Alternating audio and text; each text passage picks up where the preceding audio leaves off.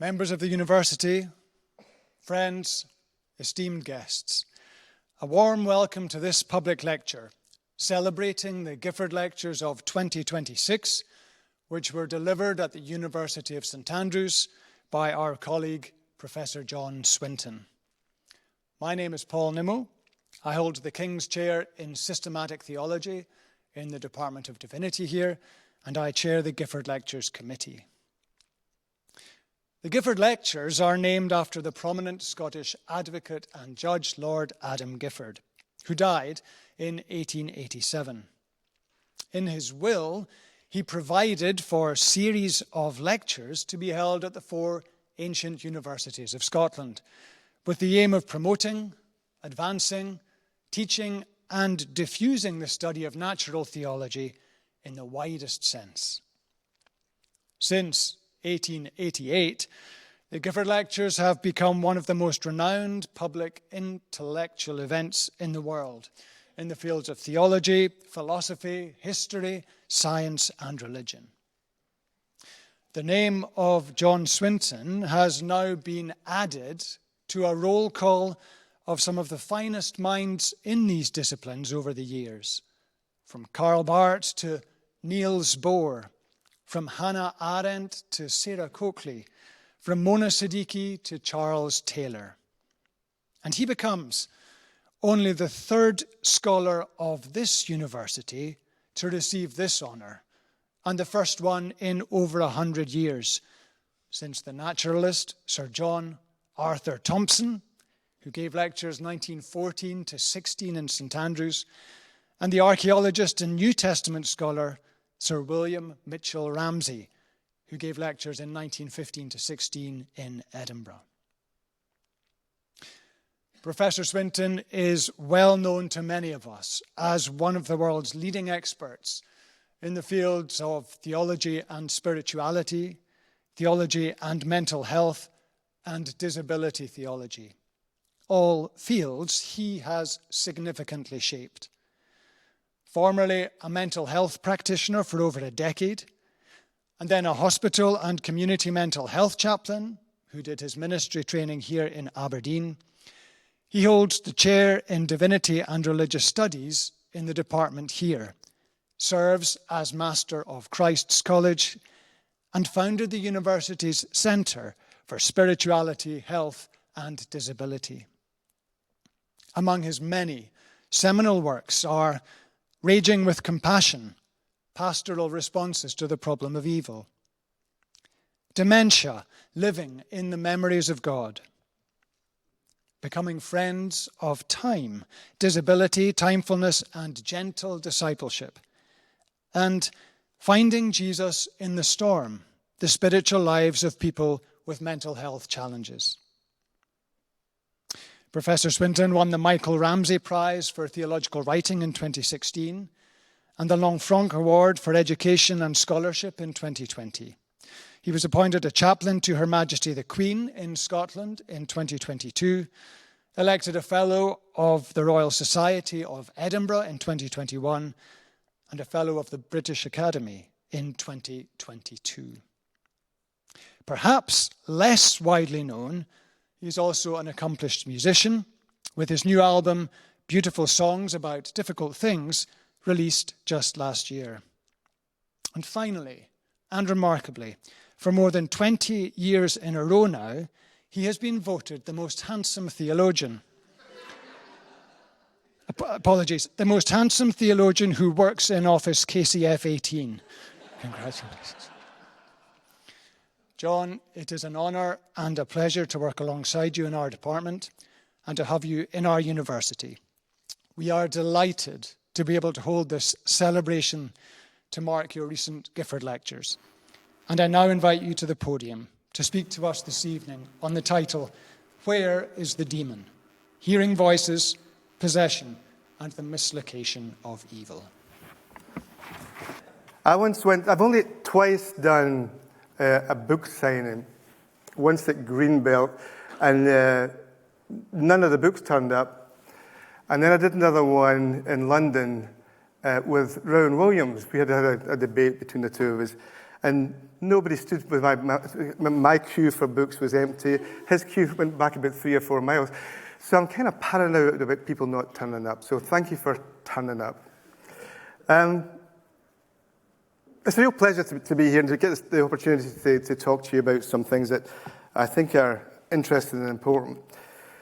As Paul was saying, my background's in mental health nursing. So for most of my professional life, I've been thinking about what does it mean to understand and live well with people who see the world very, very differently.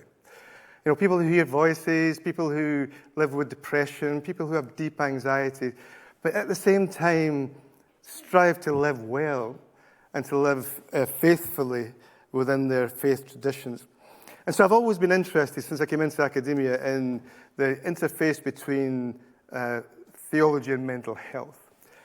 And that's what I wanted to do tonight, is to think about that interface between theology and mental health. But I want us to do it within a particular theological framework. So before I get into the kind of issues around hearing voices that I want to talk to you about, I need to give you this sense of the theological framework that I'm working within. And so within Pauline studies, biblical studies, New Testament studies, there's a way of thinking about theology that's called apocalyptic theology. So apocalyptic basically means unveiling, revealing something that wasn't possible for human beings to understand prior to that. So if you can imagine Paul on the road to Damascus, suddenly he's blinded. When the scales come off his eyes, he sees the world differently. The world's not just reframed. He's enabled to see things that God has revealed that weren't possible to be seen before. And so within the strand of apocalyptic theology that I want us to be thinking about, it runs like this. In the incarnation, cross, and resurrection of Jesus, God invades creation. He comes into creation in order to free us, to liberate us from the powers of sin. And so Paul talks about the way in which sin is an agent. Sin is a power that presses down on us. And it's very clear that if you read Romans 1-7, that this power pushes on us. And it's not that we just do little moral things wrong. This power really has overcome us. And so we're enslaved to the power of sin. So if you can imagine sin with a capital S. There's no way for human beings to free themselves. The only thing that we can do is to look for salvation, look for someone to liberate us. And that liberator is Jesus. And in the cross of Jesus, the powers that overpower this world are overcome through the solidarity and sacrifice of Jesus. So Jesus, in his incarnation and his cross and his resurrection, frees us from sin in that sense. So the problem with sin is not that you and I do bad things. The problem with sin is a cosmic problem that is pushing down on us, which Jesus comes to free us from. So the cross becomes the mode of invasion. Now, the term invasion is tricky because it sounds like a military metaphor. It sounds like a way of dealing with difficulties that's very similar to the way that we tend to deal with difficulties in society today, i.e. we use force and power to overcome certain things and to grasp and pull things in. The power that's revealed on the cross is very, very different. On the cross we see God's solidarity in human suffering. We see God emptying himself, coming to us in the new way, and reframing our understanding of what godly power is. And so the powers and principalities, and I'll talk to you in a second about what I mean by that, continue to rage on within creation. But through the sacrifice of Jesus, something new comes into the world. Something different comes into the world as we discover that God is in solidarity, is in brokenness, is in vulnerability. And so a very different mode of power begins to emerge. Now, when I talk about the powers and principalities in this lecture, I want us to think in terms of, there's a big discussion, obviously, about what powers and principalities are. But the way I wanted to think in terms of this lecture is to draw upon an idea that put forward by Karl Barth about the Lordless powers. Now, the Lordless powers are not an alternative to God. They're not like a different kind of God. What they are is creational goods that have lost their way. So God creates a beautiful world and gives it to us. But within that world, these different aspects of creation can either follow God or they can go their own way. They can become lordless. So, for example, money is intended as a way of helping us to grow, to flourish, to create communities where everyone is both welcomed and looked after. But of course, when money becomes lordless, it becomes an end in itself. It becomes embedded in military expectations. It becomes embedded in politics and economics and so on and so forth. So it loses its power, or at least it loses its lord, rather, and gains a different kind of power. And the thing about the lordless powers, and this is important for what we're going to be looking at later on, is that they tend to hide inside everyday things. They hide inside the idea of family. They hide inside the idea of money. And there's something about what the cross does is it reveals the lordless powers. And there's something about what we want to do this evening is that we want to look at things that seem to be one way and recognize that actually they're lordless. They're looking somewhere else. So when I talk about powers and principalities, that's really what I'm pushing into. So one of the challenges with the idea of the divine invasion is partly to do with the question of where was God before the invasion, but also to do with the military metaphor that invasion is, because it sounds very similar to the metaphors of power that we use. And so Susan Eastman, a New Testament scholar who's written really interesting stuff on this, she begins to point to the fact that actually the invasion begins with the incarnation. It begins with God coming into the world as a human being. And the everydayness of the human life is encaptured in the incarnation. And so the invasion is what she puts it, an inside job. It's not necessarily something that explodes from outside, it's an inside job. And within that transformational process that God engages in the incarnation, we begin to see the beginnings of how to resist the powers which ultimately find their demise on the cross. And so she talks about the idea of incarnational solidarity, because with the idea of the divine invasion, there's a tendency to think, well, human beings have no part to play in that process. And there's a sense in which we don't, in our own strength, have any part to play in that process. But what Eastman says is, actually, if we're taking that incarnational dynamic seriously, then it's possible to think about human beings as participating in God's apocalyptic movement in the world through the Spirit. So whilst we can't do anything to free ourselves, we can't engage with anything that will help to the apocalypse or unveil anything, we can in the Spirit participate. And that idea of incarnational solidarity is the nature of the church. So the church is the place where that incarnational solidarity is revealed. The church is the place where that new mode of power should be revealed. And the church is the place where God's apocalypse is seen as it's unveiled by God in the power of the Spirit. So the church is the vanguard of the new creation. One final concept, and it's not actually final, but this is something that's important. One of the things that this way of thinking points out is that whilst the powers are destroyed, or at least overcome on the cross, they are still active.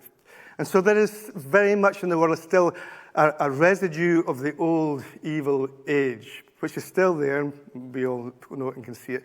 But at precisely the same time, there is a new creation coming into existence.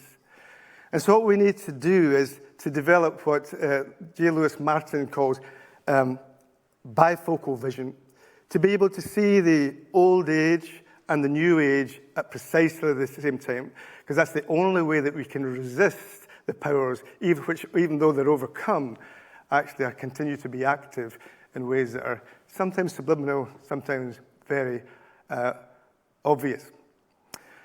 And so what I want us to think about with that kind of framework in mind, or behind us, is the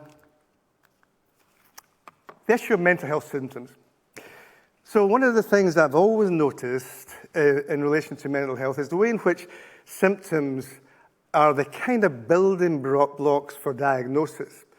But when you build your diagnosis, the symptoms themselves tend to get forgotten about.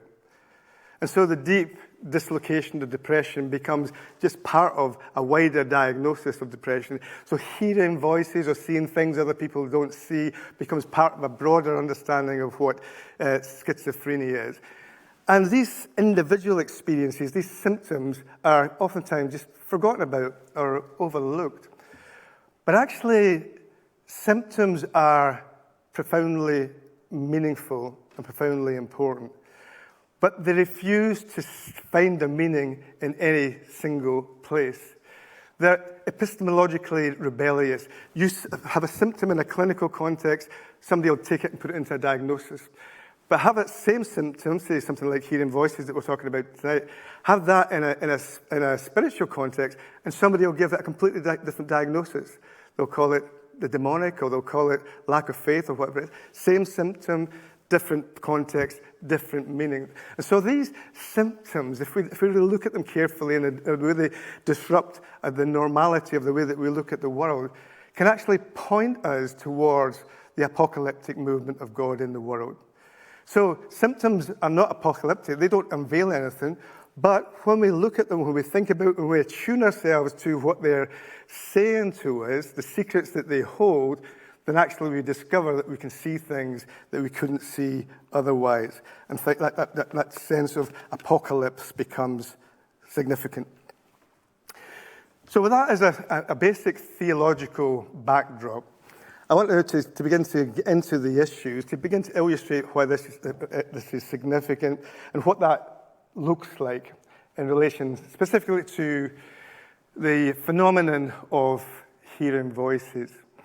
You know, hearing voices is one of these experiences that almost is like paradigmatic of what people think madness is. To hear something that other people don't hear is assumed to be so other that it can be nothing other than a problem or something other than pathology.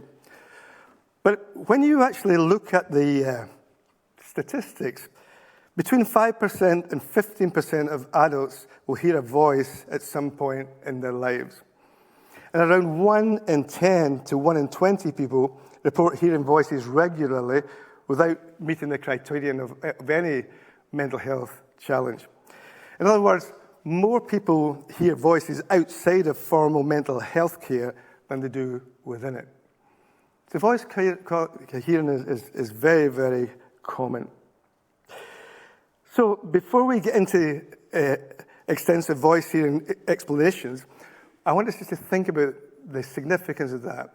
That this symptom that we see as paradigmatic of madness is actually more common in the population who don't have a diagnosis than those who do. So even at this early stage, you can see that the instability of the symptoms of voice hearing unsettles our understanding of what may or may not be normal. Symptoms shift and change across context. And that contextual instability is really important for what we want to do this evening.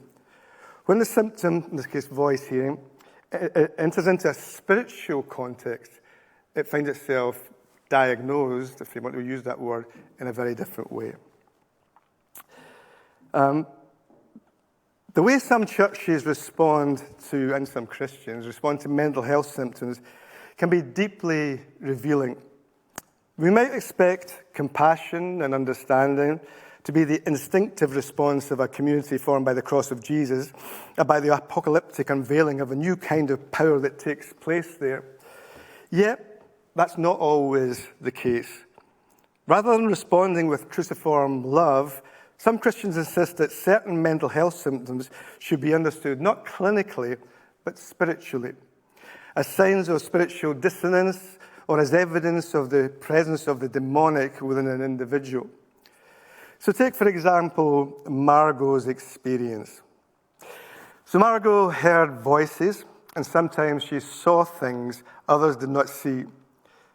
Now, she talked to me about times when she saw dark figures on people's shoulders. And she said this. She said, and people go, ooh, demons. So I had a lot of prayer from very well-intentioned people about demonic stuff, and I was told that I didn't have enough faith, so I wasn't being healed. All that kind of stuff that you hear at churches. All the time, it makes me so angry. But it's hard, she says. It's hard being told that you're filled with evil, or that everything that you're hearing and seeing is of the devil, particularly as some of that stuff actually brings you peace. That's really hard. I told someone once in a moment of weakness about my girlfriend who would hang out with me in my sad moments, and they said, ooh, she's a demon. You shouldn't talk to her. And I'm like, she's the only person who sticks around long enough to hear me cry. I'm like, where are you? If there was a real person there, maybe I wouldn't need her, she says. Or would I? So what are you going to do now, she said to her friend. So yeah, it's really difficult when people say that I'm possessed. It's really hard. So bearing in mind how painful this form of naming was for Margaret, I began to wonder exactly what it was within her friend's theology that made the demonic interpretation of her symptoms appear plausible and even kind, compassionate and faithful, when it was clearly causing distress and alienation. So when we encounter someone who hears voices, who has that particular symptom, our instinctive reaction is to try to explain them. As people formed by our religious tradition, we move into that worldview to try to find an explanation. So Jesus speaks of demons. Aha, yes, that makes sense. This person is demon-possessed. We put to one side the fact that the majority of the demonic stories in the Gospels relate to physical ailments, and that Jesus himself heard voices, and instead we focus in on how an interpretation that indicates that the individual must be possessed is, in inverted commas, obviously the right one. Now, naming this symptom in this way then becomes a way of mastering our anxiety, or arguably asserting our spiritual discernment. We might say that people look at the symptoms and offer a spiritual diagnosis. These symptoms thus come to be named not as clinical phenomenon, but as spiritual entities, the work of the powers, the immediate presence of the demonic. Now, once that spiritual diagnosis has been ascribed, then we have a range of possibilities. We could pray, we could exorcise somebody, or, as is what normally happens or often happens, we can just exclude them from community. Now, the thing to notice here is that where we assume the demonic to be located. We assume it to be located within the individual. We see something, we see a symptom, we think it's there. Because the symptom is articulated by and seems to reside within the individual, we infer that the person is therefore the primary site of the demonic. Often this intrapersonal location and naming is undertaken sincerely and sometimes even lovingly, with the intention of caring for the individual, protecting the community, and acting faithfully before God. So Margot's friend wasn't trying to be unkind, but if we view this mode of kindness through bifocal lenses, something else begins to emerge. The apocalyptic question is this: when we encounter people who hear voices, what kind of world must we think we are living in for such experiences to appear as the work of a demon within an individual? So a second story will help to draw out the importance of such a question. David Okora, a young Nigerian man, made his way up the nave of St. Mark's Church. The congregation knew of him, though few had ever spoken to him. He was often seen wandering in the church graveyard, speaking to figures no one else perceived. In one hand, he carried a rolled-up plastic bag. He called this his file of woe. It contained police cautions, handwritten notes, Bible verses, and Home Office printouts. He said it kept the watchers at bay. So that Sunday, David entered this church and walked straight to the altar. He looked at the pastor. "You baptized me," he said, "and then you cast me out. So which spirit was that?" The vicar remembered the baptism. David muttered softly to himself, scanning the congregation, then spoke eloquently to someone only he seemed to see. He nodded as he received his response. The congregation froze. One man stood to greet him, but his wife pulled him back. Some began praying for deliverance. Others whispered scripture as if addressing an unseen presence. They were sincere people, but they were afraid. They'd been taught to read symptoms like David's through a demonic register, and in their fear, they reached instinctively for that grammar. Their intentions were good, but good intentions can reinforce old allegiances. In trying to confront the powers and principalities, they were at the same time enacting expulsion. At the back of the church, an usher was already on his phone. The police arrived 8 minutes later. As they led David away, he turned and said, "You cast me out like swine, but Jesus sees me fully clothed." After he left, the congregation prayed for him, but no one went with him. So David and Margaret's stories reveal what we might call ordinary congregational theodicies, a theodicy being an explanation for the presence of evil. Such theodicies are not intended to be malicious, but they're profoundly misdirected. The problem is not that people take the demonic seriously. Jesus did. The problem is that some of us use the term demonic without really thinking through what we're saying and to whom we are saying it. We assume that identifying a demon explains suffering and that spiritual naming automatically constitutes spiritual discernment.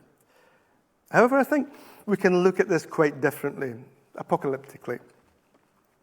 I want to suggest that Margaret's friend and the congregation of St. Mark's were not entirely mistaken in discerning the demonic. What they got wrong was the location of the demonic. In Margaret and David, we see genuine human suffering and a need for clinical intervention.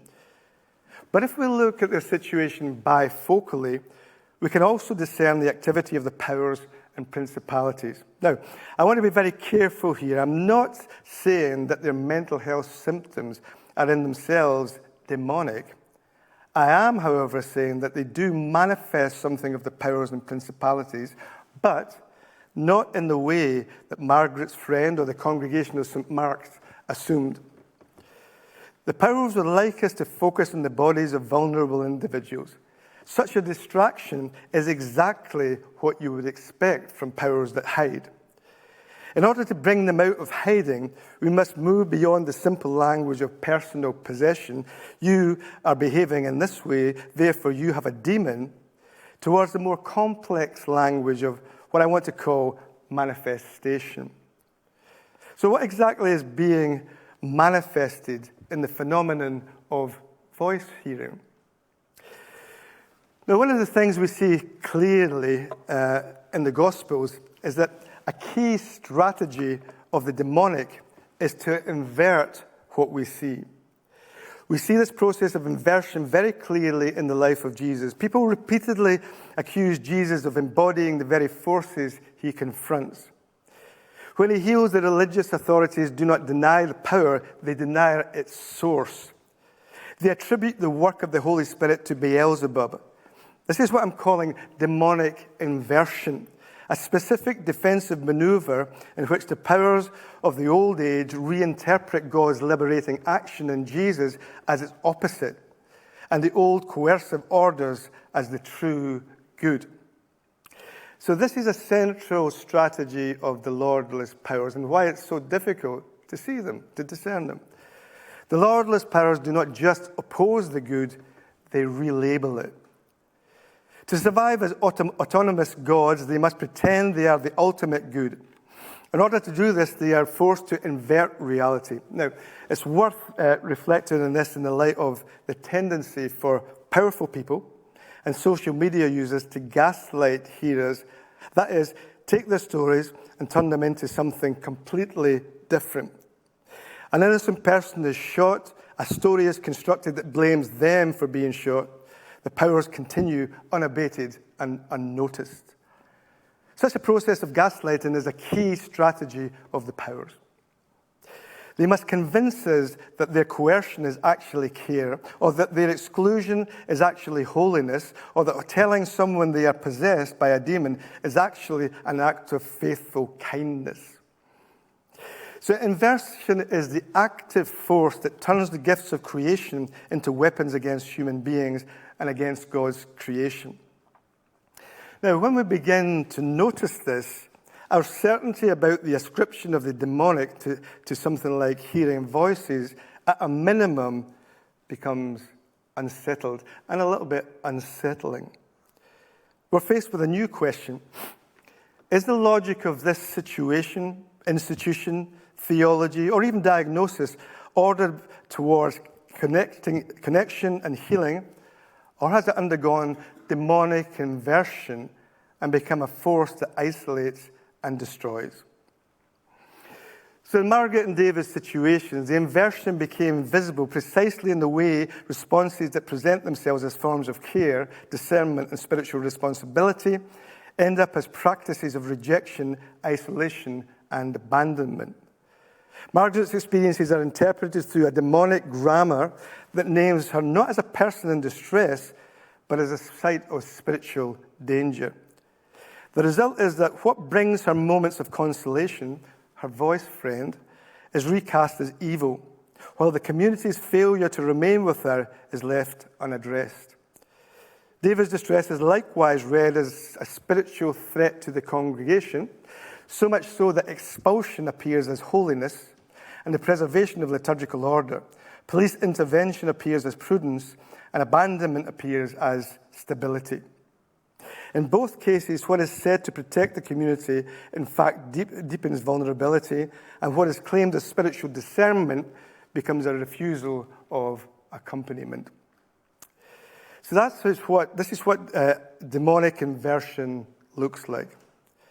The powers conceal themselves by taking practices that ought to be ordered towards recognition, solidarity, connection, and healing, and turns them into mechanisms of misrecognition, expulsion, and lovelessness. So the Lordless powers characteristically thrive through concealment. However, they leave traces, marks that bear witness to their activity even when their presence remains hidden. So my suggestion is that what appears to be purely internal to people like David and Margaret may in fact be the embodied residue of a world shaped by violence, domination, and abandonment, marks the power leave behind. So if we turn briefly to the research on the processes behind the experience of voice hearing, things get even more interesting and perhaps even more concerning. Within psychiatry, the origins of voice hearing are contested and contentious. Some people argue for a biological and neurological origin. Others look towards psychological and social reasons for the formation. My sense is that it's probably all of these things. While the etiology of voice hearing remains contested, there's strong evidence that such experiences often emerge in the context of traumatic relational and social histories. One of the most robust findings concerns childhood trauma. A large body of evidence shows that hallucinations, particularly auditory and verbal hallucinations, are strongly associated with the experience of abuse and neglect. The voices people hear are often the voices that have damaged them in the past. Now, importantly, this pattern is not confined to individual psychology. Psychiatrists Richard Bentel and Charles Fernyhough argue that psychotic experiences consistently emerge within environments shaped by victimization, powerlessness, and social defeat, rather than from a single underlying disease process. Along similar lines, the psychiatrist John Reed and colleagues identify not only a significant correlation, but also a dose-response relationship, indicating that both the likelihood and the intensity of voice hearing increase with the severity and persistence of trauma.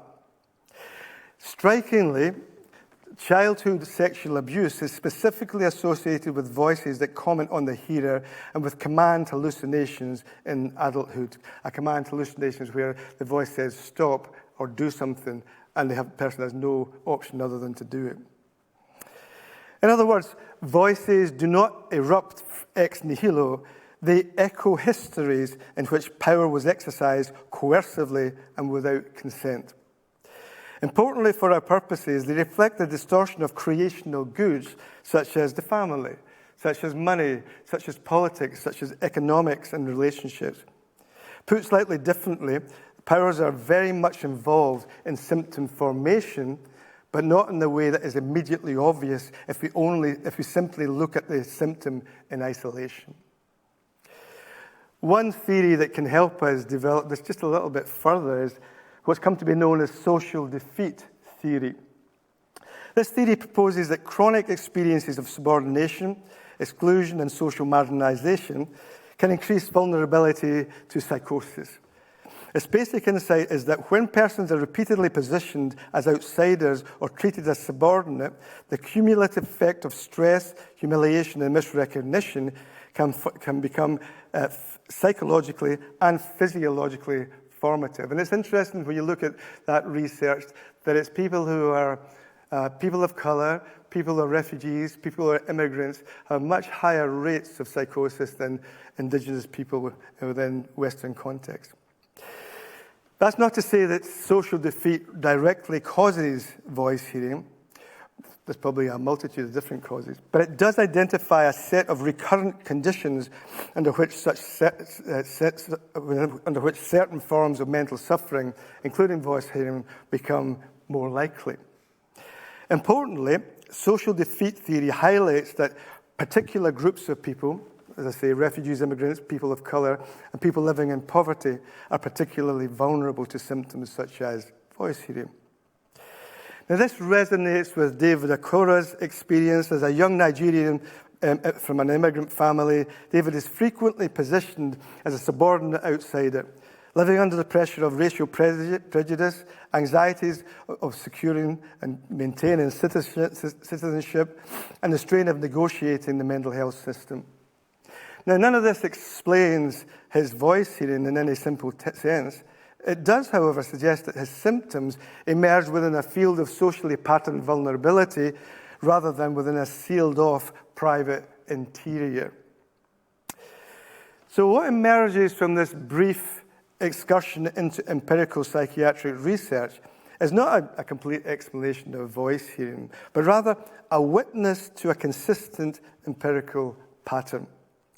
Voices reliably carry the moral grammar of domination. They register histories of coercion, exclusion, and subjection in embodied form. To treat voices solely as symptoms or solely as manifestations of demon possession risks repeating the very inverted dynamics that may have helped shape them in the first place. So for the purposes of this lecture, what matters is this. Voice hearing repeatedly appears at those points where power has been exercised without vocation and authority without legitimacy.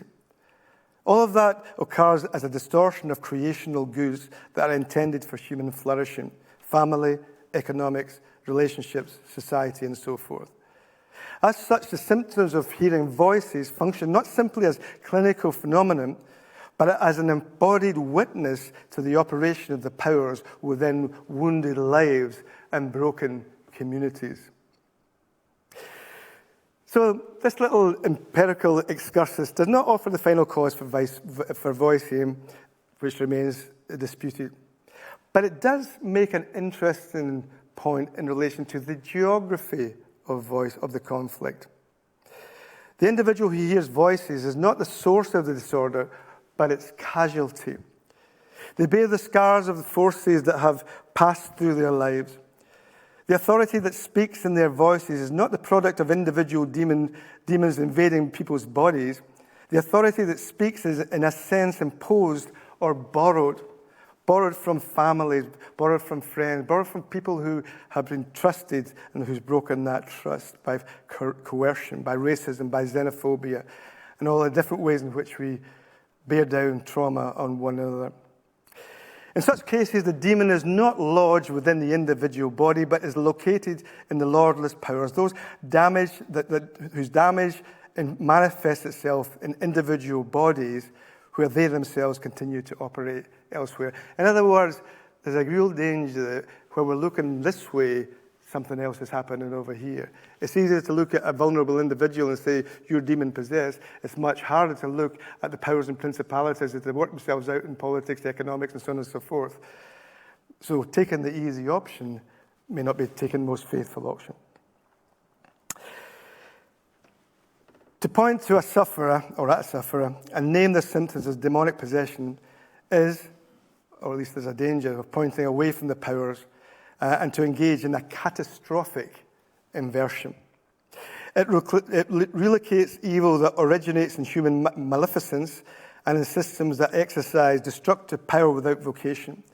In so doing, it protects the true source of destruction while further damaging those already harmed by it. Here, the apocalyptic task of theology becomes clear. It's not to ask whether there is a demon in this person, but whether the powers that have passed through this life have been named truthfully under the new creation, or whether the old age violence has been baptized into care.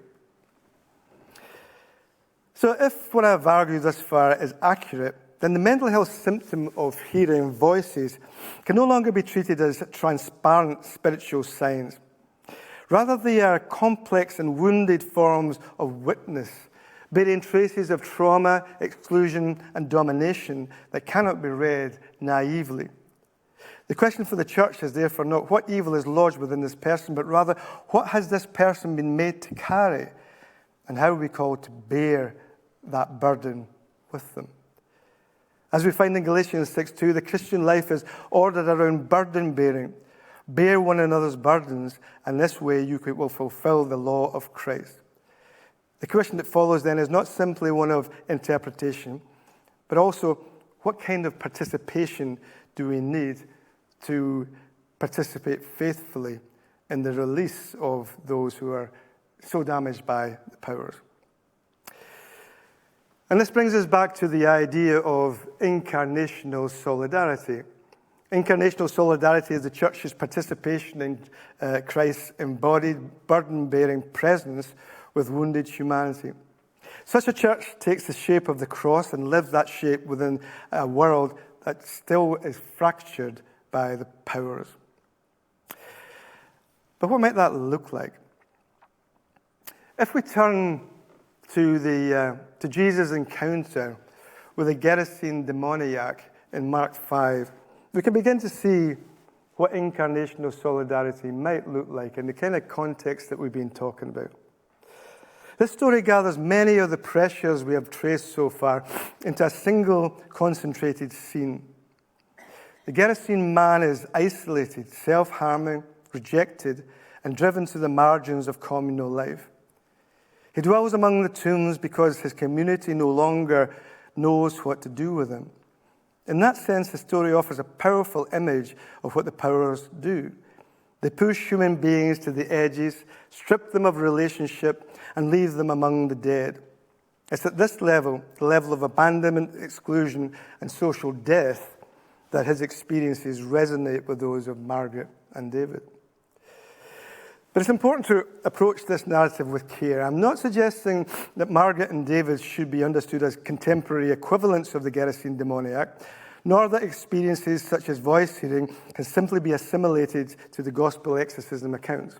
I hope I've shown why that would be unwise. The crucial question is not whether we can enforce a modern diagnosis onto him or whether or not he was demon-possessed. The issue is how Jesus encounters him in his difference and what that encounter reveals. In Mark 5, 1 to 20, we find the story of Jesus' encounter with a man. Jesus arrives and is immediately confronted by a deeply disturbed man. The story describes him as being uncontrollable, isolated, aggressive, self-injuring, rejected, and completely cut off from the life of the community. He's been exiled to walk amongst the tombs, the place of the dead. When he reaches Jesus, he falls on his knees before him and cries out, "What do you want from me, Jesus, Son of the Most High God? In God's name, don't torture me." Jesus speaks to the man and asks him what his name is. "My name is Legion," the man replies. In the NIV version, Mark adds, "because many demons had gone into him." The man himself, in Mark's version, only states his name. Jesus drives these demons out, sending them into a herd of pigs that rush into the sea. The local inhabitants, witnessing both the man restored and the loss of pigs, react with fear and ask Jesus to leave. Meanwhile, the man, now clothed in his right mind, wishes to follow Jesus. Instead, Jesus commissions him to return to his community and to declare to the ones who have been rejecting him and forcing him into change the way in which someone else has shown him deep mercy. The episode ends with the man proclaiming this in the Decapolis. So let's think what it would look like if we reread that story in the light of the kind of theological and mental health framework we've been working with. The story is deeply illuminating with regard to the nature of incarnational solidarity, and indeed to our understanding of the work of the powers. Jesus' presence with the man is revealing on several counts. First, he asks the man his name. The naming in the Bible is never incidental. In Genesis, Adam's naming of the creature signals recognition and relationship. To name something is to acknowledge its existence and to situate it within the world of shared meanings. Also, language is a power, a creation good that has the potential to lose its Lord. This man, long isolated and disenfranchised, may well have been called many negative things, but it's unlikely that anyone had asked him his name for a very, very long time. So Jesus' question is not simply curiosity. It's the first step towards restoring his personhood. The man replies, "My name is Legion, for we are many." The man does not assert a personal identity. He reports a social condition. Legion is the technical name of a Roman military unit, the occupying force that dominated the land, extracted its resources, and enforced its order through violence.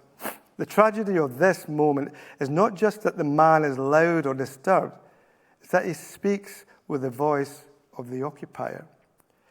His interior world has been colonized. The political exterior has become a spiritual interior. This reading seems to place the man firmly within the grip of the powers, both in terms of the lords of powers of political ideology and empire, and the invading power of the demoniac. However, there's another really important dimension to this story that's worth considering. Earlier, I briefly talked about the gifts of the Spirit, love, gentleness, kindness, and so on and so forth. The divine invasion is the vulnerability and the brokenness and solidarity of the cross that transforms our understanding of what power is. The gifts of the Spirit are what the divine invasion of love looks like in practice. So I invite you, as we move towards the end of what I want to talk to you, I invite you to allow these gifts to inform your imagination just for a moment. I wonder if you've ever thought about the significance of intonation and how that might be important for interpretation.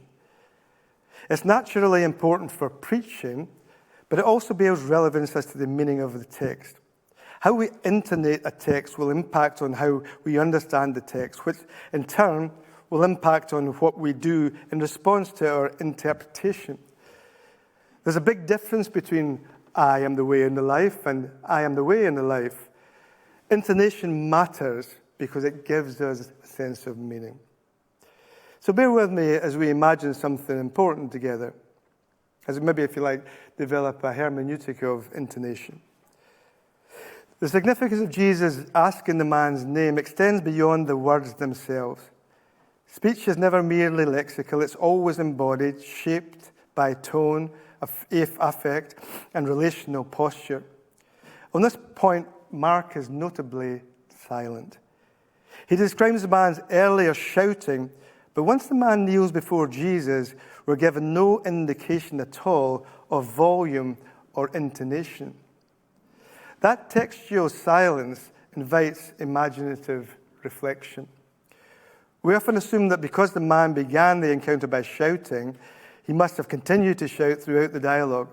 We tend to project the agitation of the shout onto the disclosure of the name, but the text doesn't say that.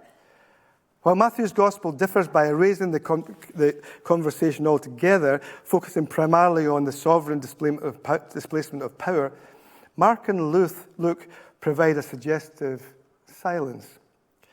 After the initial outcry, the description of the man's tone evokes no comment. This textual silence is the space where incarnational presence becomes imaginatively evocative. If the shout belongs to the defensive posture of the demon, then the quiet response belongs to the person who's beginning to be seen and recognized by Jesus. In this register, "My name is Legion" is a report of a fragmented, colonized condition.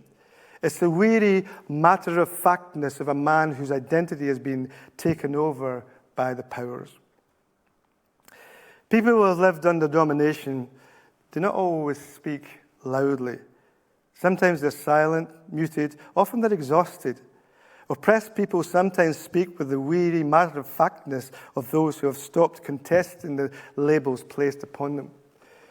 We might recall David Akora's words of comfort and rebuke in the church sanctuary. "You cast me out like swine, but Jesus sees me fully clothed." David didn't shout, he just spoke. Perhaps the Gerasene man adopted a similar position.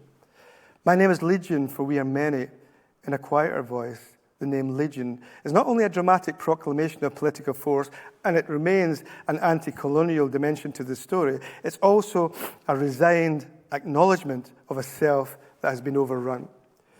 It's the sound of a man hollowed out. A quiet response signals fragmentation rather than ferocity, exhaustion rather than defiance. It reveals a person whose identity has been colonized by forces that misname and diminish.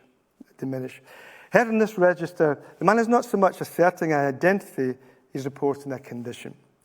"My name is Legion," because an apocalyptic disclosure of a life broken by powers that distort and disintegrate. So there's a distinct apocalyptic logic at work here. The incarnated Jesus initiates the divine invasion, and while the powers of the old age is revealed in the screaming of the demons, the new age comes into view as Jesus relocates the demons and sits with the man. It's ultimately the power of love that overcomes the Gerasene's plight. Whereas the demonic performs an inversion, masking the image of God with a legion of labels, Jesus performs a restoration. He refuses to accept the demonic misnaming that which the community had labeled evil and other. Jesus reveals to be a human being, worthy of love and friendship. So this is bifocal vision in its highest form, seeing the legion of the old age and yet acting upon the beloved of the new creation.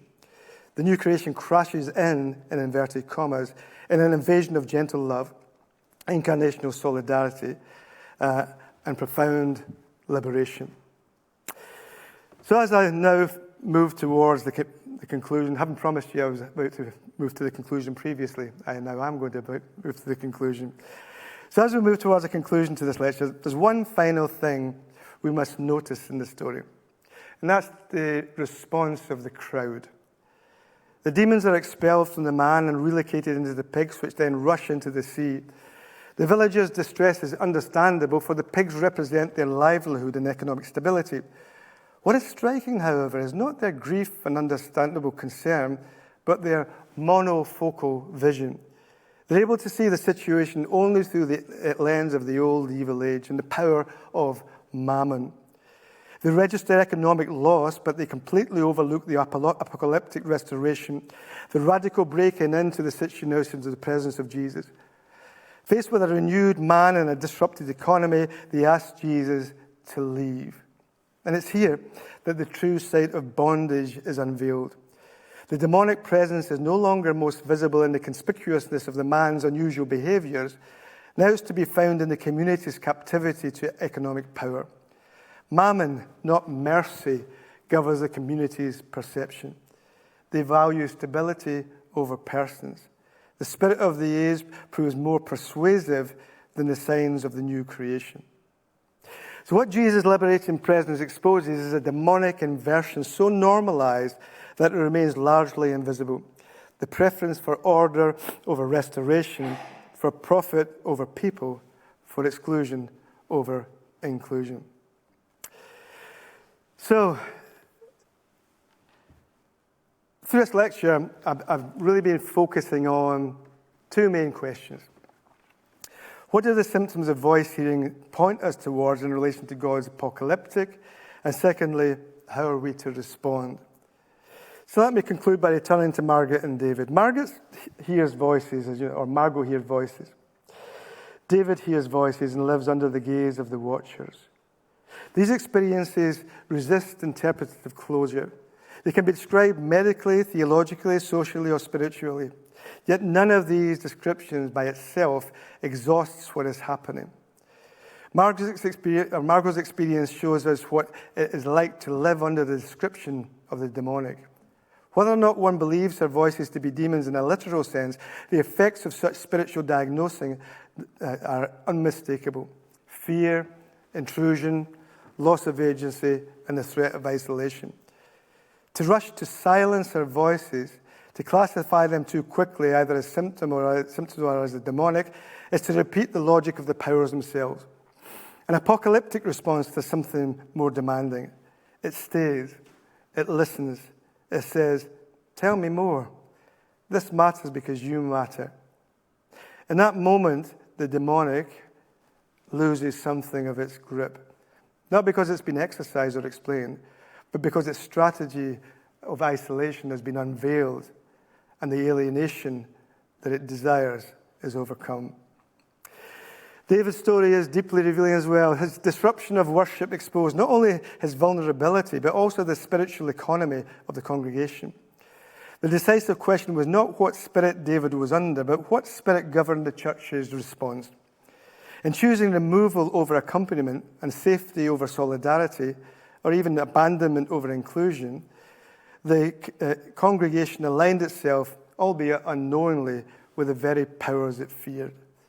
The demonic did not finally disclose itself in David's behavior, but in the community's inability to remain present to him when his presence became costly. When he was arrested, no one went with him. So finally, these two stories allow us to say something important. Christians will continue to disagree about the reality of demons. Some will affirm their personal reality, others will not. I'm not attempting to adjudicate that disagreement, nor have I suggested that such disagreement permits us to read mental health symptoms as demonic. Instead, I proposed an apocalyptic criterion that can be shared across these differences. The demonic is discerned not first by what we think it is, but by what it does and by what our responses do in return.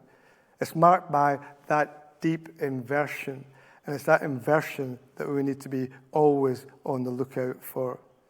Wherever persons are abandoned, silenced, or expelled for the sake of order, we see the marks of the powers at work. Where presence is sustained, agency is honoured, and relations is restored, the powers are being displaced. We may not be able to settle the question of demons, but we can settle the question of what it means to show incarnational solidarity to those who are wounded by the powers. Thank you.